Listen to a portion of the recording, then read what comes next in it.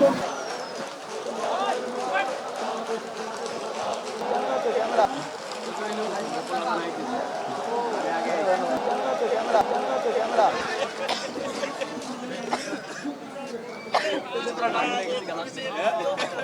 দ্বিতীয় দিনের এখানে ছাত্র দলের পক্ষ থেকে আবারও ঘেরাও কর্মসূচি পালিত হচ্ছে।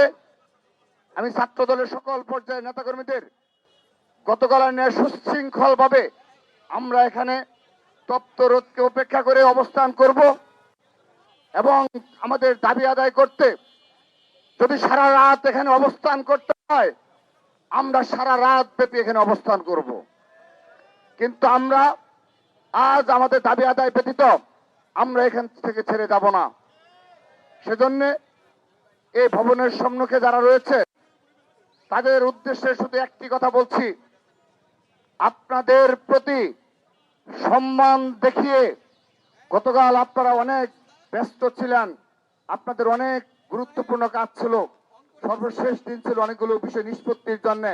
ঢাকার রাজপথে সকল ক্যাম্পাসে আমরা চেষ্টা করেছি আমাদের এই পতাকা উঁচু করে ধরে রাখার জন্য।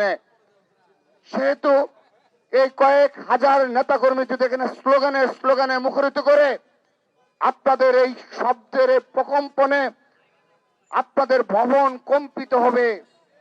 নতুন রিন গভীর থেকে পরিষ্কার করে কাপড়কে রাখে নতুনের মতো উজ্জ্বল। নতুন রিন অ্যাডভান্সড পাউডার।